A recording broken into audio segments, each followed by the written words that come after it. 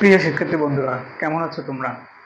আজকে আমি হাজির হয়েছি তোমাদের মাঝে কপিকলের একটা গাণিতিক সমস্যা নিয়ে।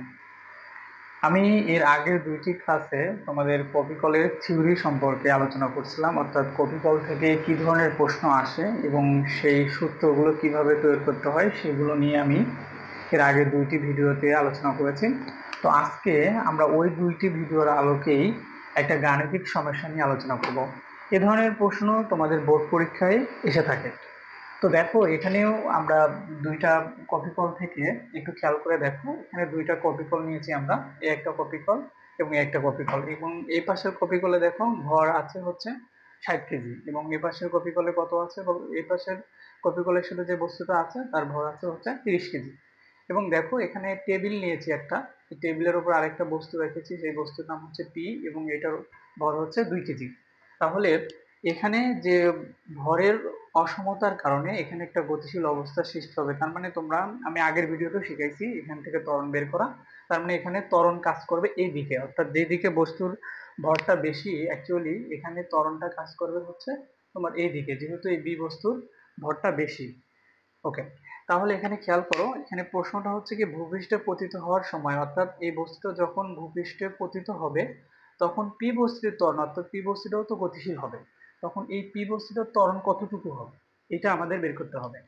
তাহলে সেটাই দেখো বলছে এখানে, পি বস্তুর ত্বরণ এবং বি বস্তুর উপর, আবার দেখো এই যে বি বস্তু আছে, এই বি বস্তুর উপর সুতা, এটা কিন্তু একটা সুতার সাহায্যে কিন্তু ঝুলে দেওয়া আছে। তাহলে দেখো এইখানে যে সুতা, এই বস্তুটা কিন্তু, এই সুতাটা উপরের দিকে কিন্তু এই বস্তুটাকে একটা বলে টানতেছে, সেটাকে বলা হয় সুতার টান বা হচ্ছে টি।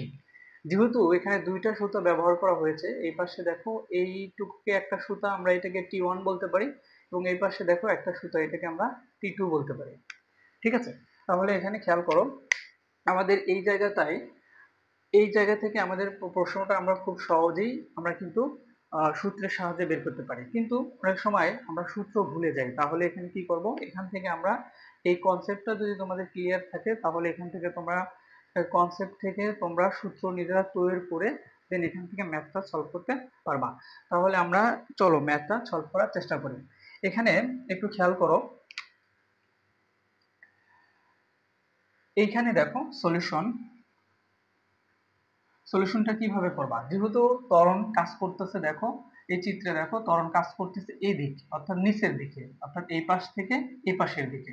তাহলে এখানে দেখো যে বস্তুটার ওজন আছে এইটা কিন্তু বেশি হবে সুতার টানের চেয়ে, অর্থাৎ সুতার টান কিন্তু কাজ করতেছে উপরের দিকে, আর বস্তুর ওজন কাজ করতেছে হচ্ছে নিচের দিকে। তাহলে নিচের দিকে যেহেতু মানটা বেশি, সেজন্যই তো এই বস্তুটা নিচে আসছে এবং সুতার টানটা কিছুটা হলেও কম। তাহলে এখানে কার্যকরী বলের জন্যই কিন্তু বলতো এই বস্তুটা নিচের দিকে আসছে। তাহলে এখানে কার্যকরী বল কিভাবে আমরা বের করবো একটু খেয়াল করো। তাহলে এখানে বস্তুর ওজনটা কত, আমরা জানি বস্তুর ওজন, এখানে যেহেতু বি বস্তু আমরা ডাব্লিউ বি বলতে পারি, মাইনাস এই ওজন থেকে আমরা যদি সুতার টান P1 বাদ দিই, তাহলে এখানে আমরা কি থাকবে, কার্যকরী বল বাদ দিয়ে যতটুকু থাকবে সেটা হচ্ছে কার্যকরী বল। তার মানে এখানে আমরা লিখতে পারি, দেখো এম, যেহেতু এটা বি বস্তু তার মানে এম বি এ, এটা কিন্তু আমরা লিখতে পারি। এরপরে খেয়াল করো, আমরা ডাব্লিউ বি হচ্ছে এই বস্তুর ওয়েট, ওজন। তোমরা জানো যে ওজন বের করতে হলে আমরা ভরের সাথে অভিকর্ষ ত্বরণ জি গুণ করব। তাহলে আমরা জানি জি, এখানে মাইনাস কি লেখা যায় বলতো, T1 equals to M B A, এটাকে আমরা তাহলে দিতে পারি দেখো 1 নং সমীকরণ। একইভাবে দেখো আমরা এই পি বস্তুর ক্ষেত্রেও আমরা বের করতে পারি। এটা আমরা তাহলে কোন বস্তুর জন্য বের করলাম বলতো, বি বস্তুর জন্য। কোন বস্তুর জন্য, বি বস্তুর জন্য, এটা হচ্ছে বি বস্তুর জন্য। এরপরে খেয়াল করো, আমরা বের করবো হচ্ছে পি বস্তুর জন্য। তাহলে পি বস্তুর জন্য আমরা বের করব। এখানে খেয়াল করো, পি বস্তুতে কিন্তু দুইটা টান বল কাজ করতেছে। এখানে এই পাশে দেখো সুতোটা T1 বলে কিন্তু এই দিকে টানতেছে, আবার এই পাশে যে সুতোটা এইটা কিন্তু আবার T2 বলে এই দিকে টানতেছে, এই দিকে। তাহলে এখানে কিন্তু দুইটা টান বল ক্রিয়েট করতেছে এই পি বস্তুটার উপর। তাহলে এখানে এখন বস্তুটা কোন দিক সরে যাবে, দেখো আমি যদি এই একটা বস্তুকে যদি এই দিকে 10 নিউটন বল দ্বারা টানি এবং এই দিকেও যদি 10 নিউটন বল দ্বারা টানি, তাহলে এই বস্তুটা কিন্তু কোনো দিকেই যাবে না। যদি এবার আমি এই পাশে 15 নিউটন বল টানি, আবার এই পাশে যদি 10 নিউটন বলে টানি, তাহলে কিন্তু 15 নিউটনের দিকে বস্তুটা সরে যাবে। ঠিক একইভাবে দেখো, যেহেতু বস্তুটা এই দিক সরে গেছে, তার মানে T1টা এখানে বেশি, অর্থাৎ এই পাশে সুতোটার টান বলটা বেশি। তাহলে আমরা লিখতে পারি দেখো T1 মাইনাস কি বলতো এখানে হবে T2। এটা ইকুয়াল টু আমরা লিখতে পারি, কোন বস্তুর জন্য আমরা বের করতেছি, এটা P বস্তুর জন্য। তাহলে আমরা লিখতে পারি MPa। দেখো এটা হচ্ছে 2 নম্বর সমীকরণ। এরপরে খেয়াল করো, আমরা আরেকটা বস্তুর জন্য বের করতে পারি, সেটা হচ্ছে এ বস্তুর জন্য। আমরা এই পাশে লিখি দেখো এ বস্তুর জন্য, এ বস্তুর এ বস্তুর জন্য এ বস্তুর জন্য দেখো এ বস্তুর জন্য এখানে কি হবে, এ বস্তুর জন্য একই। দেখো এখানে যে সুতার টান বলটা কাজ করতেছে সেটা কিন্তু উপরের দিকে, অর্থাৎ T2টা এটা কিন্তু উপরের দিকে কাজ করতেছে, আর W যেটা এটা কিন্তু নিচের দিকে কাজ করতেছে। এই দুইটা বল কাটাকাটি করে যতটুকু থাকবে সেটাই কিন্তু কার্যকরী বল, সেইটুকুর জন্যই কিন্তু বস্তুটা উপরের দিকে যাচ্ছে। যেহেতু এখানে T2টা বেশি, যার কারণেই কিন্তু এই বস্তুটা উপরের দিকে গেছে। যদি এটা বেশি হইতো, এটা কিন্তু নিচের দিকে আসতো, কিন্তু তা কিন্তু হয়নি। দেখো এটা কিন্তু উপরের দিকে গেছে, তার মানে আমরা এখান থেকে লিখতে পারি, যেহেতু T2টা বড়, T2 WA ইকুয়ালস টু আমরা লিখতে পারি MA। এখান থেকে আমরা লিখতে পারি T2 minus MA G equals to MA। এটাকে আমরা 3 নম্বর সমীকরণ দিতে পারি। যেহেতু দেখো এখানে আমার প্রশ্ন বলছে কি, তাহলে দেখো সূত্র কিন্তু মুখস্থ রাখার প্রয়োজন নেই, তুমি যে কনসেপ্টটা জাস্ট বোঝো। পরীক্ষার হলে যেভাবেই আসুক না কেন প্রশ্ন, তুমি কিন্তু এখানে নিজের সূত্র তৈরি করে তুমি কিন্তু সেটা মান বসিয়ে ক্যালকুলেশন করে ম্যাথটা সুন্দর করে কমপ্লিট করতে পারবা। তাহলে এখানে খেয়াল করো, আমরা যেহেতু আমার কাঙ্ক্ষিত জিনিস হচ্ছে কি বলতো, কাঙ্ক্ষিত জিনিস হচ্ছে বস্তুর ত্বরণ, তাহলে ত্বরণটা আমাকে আগে বের করতে হবে। তো ত্বরণ বের করতে গেল দেখো, এই 1 নং সমীকরণ, 2 নং সমীকরণ, 3 নং সমীকরণ, তিনটার মাঝেই কিন্তু এ আছে, এক্সিলারেশন দেখো এ এ।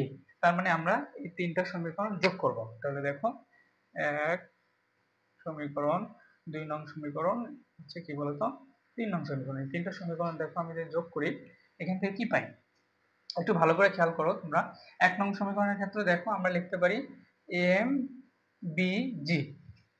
1 নং সমীকরণে দেখো আমরা লেখা যায় এম বি জি, এখানে আমরা লিখতে পারি বি, লিখতে পারি যেহেতু বি বস্তু, এম বি জি মাইনাস কি বলতো P1। এটা ইকুয়াল টু আমরা লিখতে পারি এম বি এ। এরপরে 2 নং সমীকরণ দেখো, 2 নং সমীকরণ আমরা লিখতে পারি T1 মাইনাস T2। এটা ইকুয়াল টু লেখা যায় এম এমপি, যেহেতু পি বস্তুর জন্য এমপি এ। 3 নম্বর সমীকরণ থেকে লেখা যায় দেখো T2 minus M A G equal to, দেখো এখানে লেখা যায় এম এ। ওকে, দেখো এই তিনটাকে আমরা এখন যোগ করব।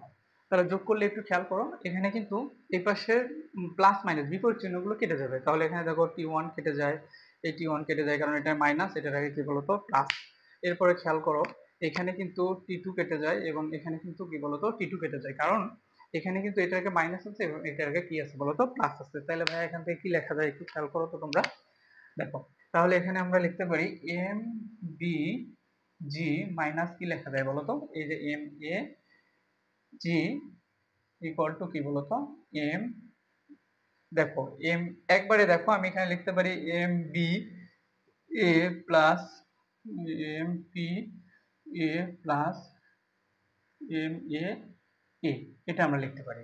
এরপরে দেখো এখান থেকে আমরা কমন নিতে পারি, কমন নিয়ে কি লেখা যায় দেখো, একবারে আমি লিখি এখান থেকে দেখো, তাহলে এ ইকুয়াল টু আমি কি লিখতে পারি, এই পাশে দেখো আমি যদি এ কমন নেই তাহলে এখানে থাকবে, এখানে কি থাকবে একটু খেয়াল করো, M B plus M A plus M P equal to আমরা লিখতে পারি এম জি, যদি কমন নেই এখানে তাহলে দেখো আমি লিখতে পারি G M B minus M A. আমি আগের দুইটা ভিডিওতে যে থিওরিটা আলোচনা করছিলাম সেখানেও কিন্তু দেখো যেটার ভর বেশি থাকে সেটা কিন্তু আগে থাকে, তারপরে যেটার ভর দেখো কম আছে সেটা কিন্তু পরে আছে। এখানে দেখো এ বস্তুর ভর কম, ওই জন্য এ বস্তু পরে, এবং এ বস্তু বি বস্তুর ভর বেশি, ওই জন্য দেখো বি বস্তু কিন্তু আগে। তাহলে এখানে এর মানটা কত হবে, ইকুয়াল টু আমরা কি লিখতে পারি এ ইকুয়ালস, এখানে দেখো আমরা মানটা এখানে যেহেতু এর মান বের করবো তাহলে এ ইকুয়াল টু কি লেখা যায় G M B minus M A, এরপরে লেখা যায় দেখো এখানে এই এর সাথে এগুলো গুণ বসতে আছে, তাহলে এই পাশে এসে ভাগ হবে, তাহলে M B plus M A plus M B. দেখো এইটাই হচ্ছে তোমার কাঙ্ক্ষিত সূত্র। অনেকেই দেখো এটা কিন্তু মুখস্থ রাখে, এই ত্বরণের সূত্র কিন্তু শুধু মুখস্থ রাখে। তো অনেক সময় তোমরা এই সূত্রটা কিন্তু ভুলে যাও। ওই জন্য তোমরা যে মুখস্থ না করে যদি এই কনসেপ্টটা যদি বোঝো ভালো করে কপি ফলের, তাইলে কিন্তু তোমরা কিন্তু এটা ভুলে যাবে না। এটা কিন্তু তুমি পরীক্ষার হলে বের করে জাস্ট এখানে দেখো, এখন আমি মান বসাই দিলে অঙ্ক আমার হয়ে যাবে। কত ইজি দেখো ভাইয়া, এখানে দেখো এমবি, তাহলে এমবির মান দেখো এখানে কিন্তু দেয়া আছে, তার মানে এমবি বি বি বস্তু ভর, তাহলে এখানে বসায় দেব। এরপরে দেখো এ বস্তু কই, এম এ, এম এ মানে কি বলতো, এ বস্তুর ভর এখানে কত আছে 30 কেজি, তার মানে এখানে বসায় দেব। এরপরে প্রত্যেকটা বস্তুরই ভর নিচে দেওয়া আছে, এটাকে এটা দ্বারা ভাগ করলে দেখো আমি এর মানটা কিন্তু পাবো। তাহলে চলো আমি এর মানটা তোমাদেরকে একটু বুঝাই দিই। তাহলে দেখো আমার এখানে এইটুকু তোমরা আশা করি বুঝছো, তাহলে এইটুকু আমি মুছে দিই। তোমরা এইটুকু হয়তো বুঝছো, এই জন্য আমি দেখো এখানে মুছে দিয়ে বাকিটুকু গান করে যাই। তাহলে দেখো এখানে এ ইকুয়াল টু কত আছে, যেহেতু আমার প্রশ্ন চাইছে হচ্ছে ত্বরণ, তাহলে ত্বরণ, তাহলে আমরা লিখতে পারি এ ইকুয়াল টু, দেখো আমি এখানে মান বের করে দিতে পারি। তাহলে জির মান কত, আমরা জানি এখানে কত দেয়া ছিল, জির মান হচ্ছে 9.8 ms ইনভার্স 2। এরপরে দেখো এমবি, এমবির মান দেয়া আছে, এমবির মান কত 60 কেজি। এরপরে দেখো এখানে আমাদের লাগে হচ্ছে এম এ, এম এর মান কত দেয়া আছে দেখো তো তোমরা খেয়াল করে, এম এর মান দেয়া আছে 30 কেজি। এই মানগুলো বিভিন্ন রকম হতে পারে, পরীক্ষায় তোমরা যদি জাস্ট কনসেপ্ট বোঝো, যে মানে দেয়া থাকুক না কেন, যেভাবেই দেয়া থাকুক না কেন, এখানে দুইটা কপি কল থাকুক, একটা কপি কল থাকুক বা তিনটা কপি কল থাকুক, তোমরা সবগুলোই কিন্তু এখান থেকে বের করতে পারবা। তাহলে এম এ, এটা ভর দেয়া আছে, এবার হচ্ছে এমপি, এটার ভর দেয়া আছে, দেখো এমপির ভর দেয়া আছে 2 কেজি, 2 কেজি। এরপরে দেখো আমাদের আর কি লাগে, এখানে আমাদের আর কিছুই লাগবে না, যা লাগবে সবই সবই আমরা লিখে ফেলছি। এরপরে দেখো জির মানটা আমরা তাহলে বসিয়ে দেই 9.8। এরপরে এরপরে ক্যালকুলেটরটা লাগবে, আমি একটু ক্যালকুলেটরটা নেই, ক্যালকুলেটরটা ওকে।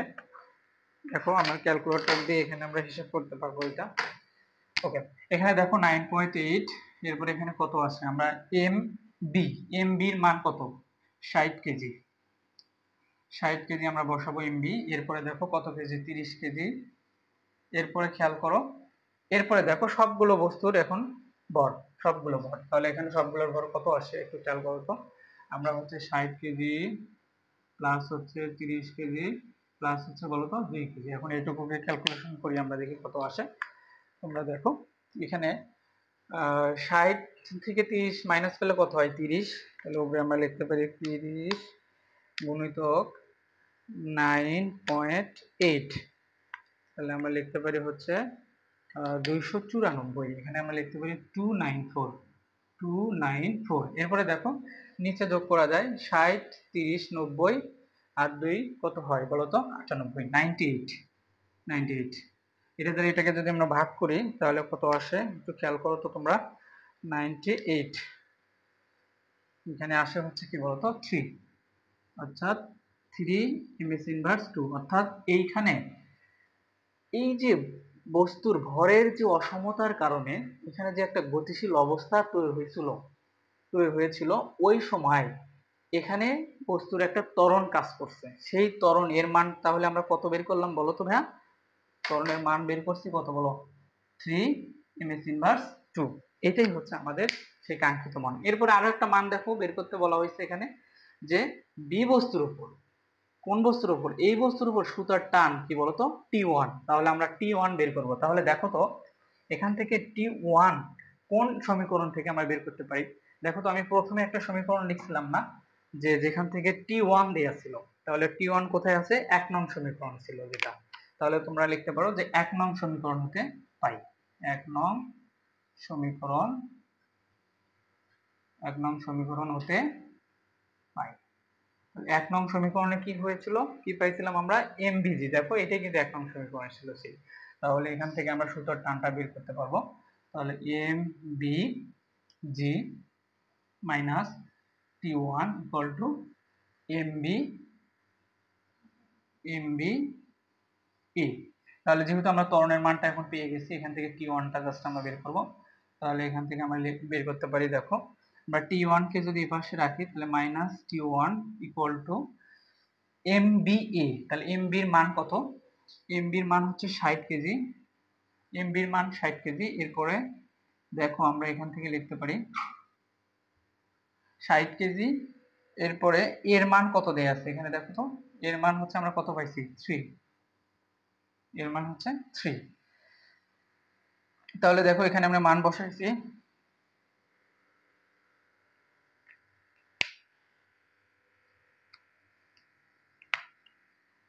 আচ্ছা সরি, এখানে 98 হবে না, এখানে হবে 92। সরি, এখানে হবে 92 হবে। তাহলে দেখো এখানে আমাদের কত আসে, 294 বাই 92, 3.19। যাই হোক একটু মিস্টেক, দেখো 3.19, এখানে হবে আমাদের 3.19 এমএস ইনভার্স 2। ওকে, তাহলে এখানে আমাদের কত হবে 3.19 এমএস ইনভার্স 2। এরপরে দেখো এই পাশের মানটা, এই এমবিজি এর আগে কি চিহ্ন আছে বলতো, প্লাস। তাহলে ওই পাশে গেলে কি হবে বলতো ভাইয়া, মাইনাস। তাহলে আমরা এখানে লিখতে পারি এমবি এর মান কত ছিল, এমবি এর মান ছিল কত 60 কেজি। তাহলে 60 গুণন জির মান হচ্ছে 9.8। তাহলে এখানে খেয়াল করো এইটা গুণ করলে কত আসে দেখো দেখি। তাহলে মাইনাস T1 ইকুয়াল টু, এটা গুণ করলে আমাদের কত আসে এখানে 60 গুণ 3.19, 60 গুণ 3.19, এইটুকুর মান আসছে আমাদের হচ্ছে 191.4 মাইনাস, দেখো এখানে আমাদের কত আসে 60 গুণন 9.8। তাহলে এখানে আমাদের কত আছে 60 গুণন 9.8, 60 গুণন 9.8 গুণ করলে আমাদের আসে 588। কত আসে 588, 588। তাহলে দেখো এখানে আমার জায়গার সংকট, ওই জন্য আমি এই পাশে, তোমরা আশা করি এটুকু বুঝছো, তো আমি এই পাশে লিখি। আচ্ছা এখন খেয়াল করো, তাহলে এখানে আমাদের দেখো তো মাইনাস T1 ছিল এই পাশে, তাহলে মাইনাস T1 ইকুয়াল টু, এখানে দেখো আমরা মাইনাস করব, অর্থাৎ 588 থেকে আমরা কত বাদ দেবো বলো তো, 191.4, এটা থেকে মাইনাস করলে কত আসে 191.4 মাইনাস 588, এটা মাইনাস করলে দেখো আমাদের কত আছে 396.6। তাহলে দেখো এখানে লিখতে পারি আমরা মাইনাস 300, তাহলে দেখো আমরা এখানে লিখতে পারি মাইনাস 396.6 এত। তাহলে দেখো এখানে মাইনাস কেন আসলো, কারণ তোমরা দেখছো বড় সংখ্যার একটা মাইনাস আছে, ওই জন্য এখানে মাইনাস আছে, এবং এই পাশে মাইনাস এই পাশে মাইনাস ক্যান্সেল হবে। তোমাদের কেটে দেওয়ার দরকার নাই, জাস্ট আমি বোঝানোর জন্য তোমাদের এটা কেটে দিলাম। তাহলে T1 ইকুয়াল টু আমরা কত লিখতে পারি বলো তো, 396.6 এত নিউটন। তার মানে দেখো অঙ্কটা কিন্তু আসলে অনেক মজার এবং ইন্টারেস্টিং, একটু লেন্দি, বাট তুমি যদি বোঝো, আমার কথা হচ্ছে তুমি যদি বোঝো তাহলে কিন্তু এই ম্যাথটা খুব সহজেই করতে পারো। একটু লেন্দি, জাস্ট তুমি যদি সঠিকভাবে চিন্তা করতে পারো পরীক্ষা হলে ওই সময়, তাহলে দেখবা তুমি এই অঙ্কটা কিন্তু খুব সুন্দরভাবেই সলভ করতে পারবে। জাস্ট একটু বুঝতে হবে, এখানে সূত্র মুখস্থ করে, আমি আবারও বলছি ভাই, সূত্র মুখস্থ করে এখানে তুমি এই অঙ্ক করতে যাবে না, দেখবা তখন কিন্তু তোমার ভুল হওয়ার সম্ভাবনা থাকবে। তুমি মুখস্থ চিন্তাটা মাথা থেকে ঝেড়ে ফেলে দাও, তুমি সুন্দর করে কনসেপ্টটা বোঝো, দেন তুমি পরীক্ষায় এটা অ্যাপ্লাই করো, দেখবা তোমার এই অঙ্ক আর ভুল হবে না, অবিকলের ভয় তোমার ভিতর থেকে দূর হয়ে যাবে। তাহলে আজকের ভিডিও এই পর্যন্তই। তোমাদেরকে অনেক অনেক ধন্যবাদ, আশা করি তোমরা এই ভিডিওটা বুঝতে পারছো। Thank you so much.